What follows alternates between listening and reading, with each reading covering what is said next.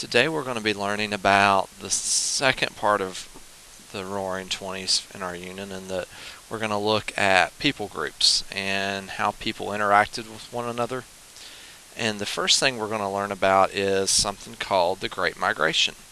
And the Great Migration was the movement of African Americans from the South to northern urban areas. And there were a lot of reasons why they moved. Jim Crow laws and lynchings in the South were prominent, and they faced a lot of economic hardship if they were sharecroppers. The effects of boll weevil on cotton crops, and a lack of alternative economic opportunities. For example, the ability to have a job that would provide the money you needed for your family. For all these reasons, they leave the South and go to parts of the Midwest and the North. And in these places, they find factory jobs.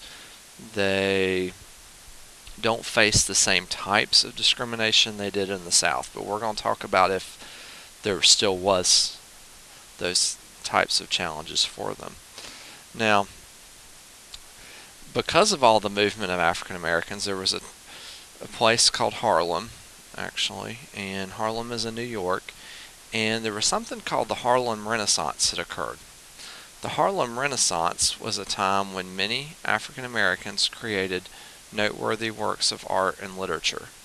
So during this time period, because of all the African Americans moving into the big cities, in Harlem in this case, is that they had an opportunity to allow their culture to flourish.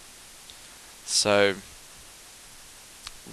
on this slide, like the last slide, anything that's underlined would be something that you could write down in your social studies notebook.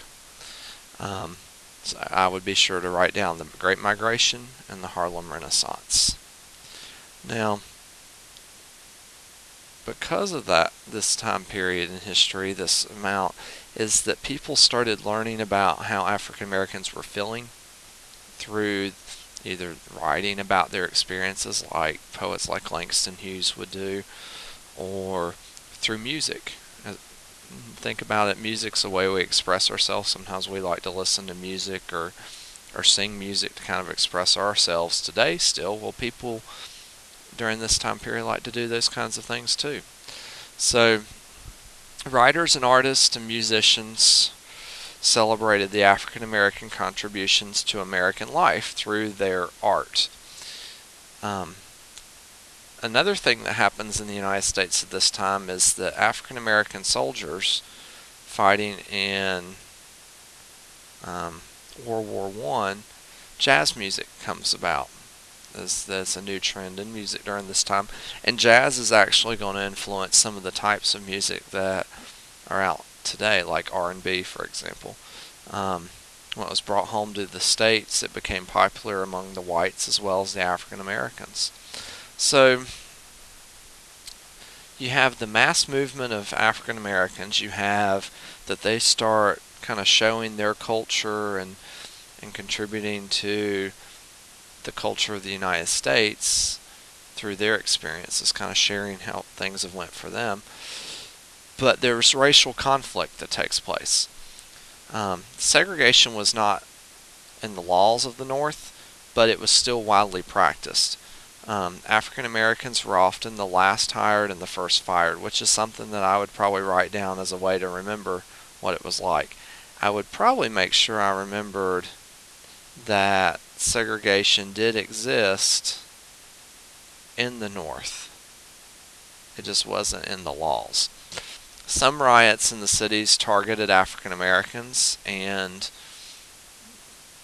some of this takes place because of even whites who are unemployed during the time and African Americans that are getting the jobs because they did get paid less.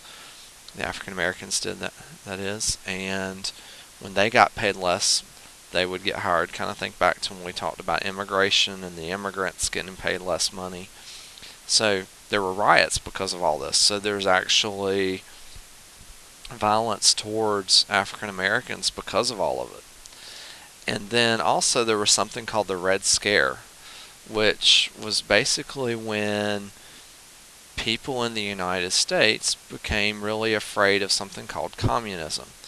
And communism is just a belief of government and the way that the money of the government and the power of the government should be handled. And we'll talk more about it later. But there was a lot of tension between groups of people during this time. So we talked about there was a lot of improvements in the standard of living, but there was also a lot of conflict between groups. So white Americans in both the North and South were determined to dilute the African American aspirations for participation on a more equitable basis.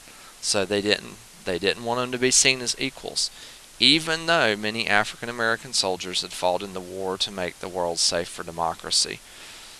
So even though African Americans had an active part in the war and helping the United States win, many whites didn't see them as being equals.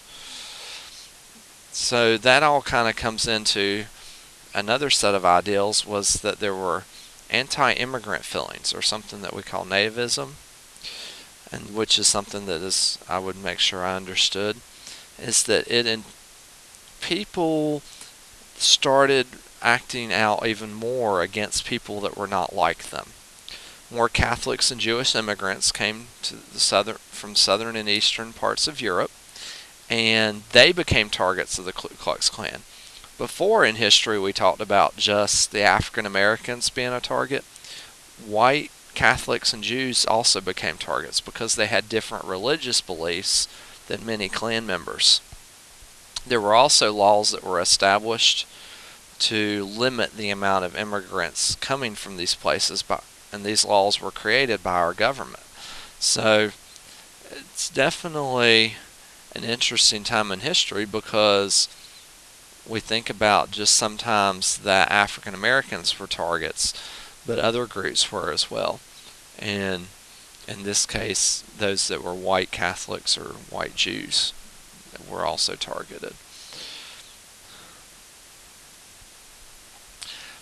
Then the next thing that happens because of immigration is something called Prohibition. And Prohibition was the 18th Amendment, which outlawed the production and distribution of alcohol. It was intended to control the immigrant population.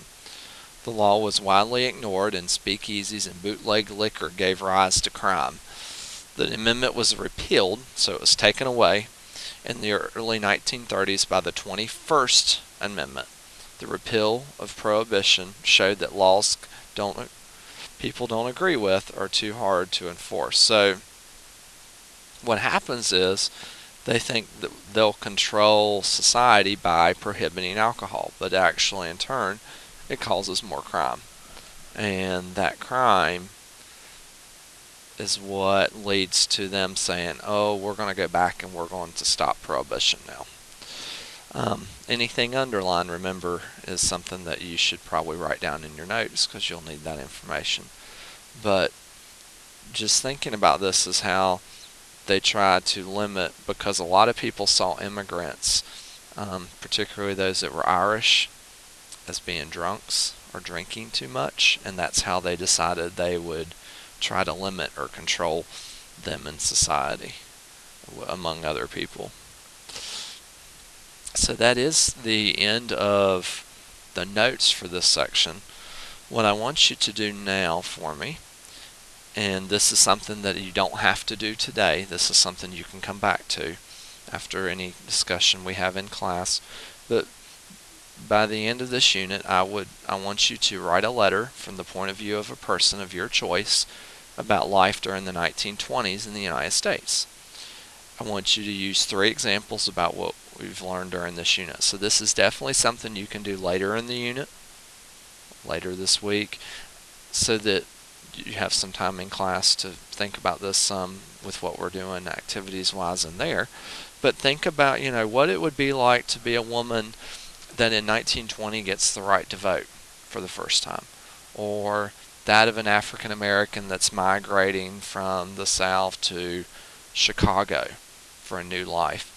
I want you to kind of write it and use examples from what we've learned about, so that you don't get your own opinion or any bias in from you, meaning kind of what you think versus what they would think based on what happened in history.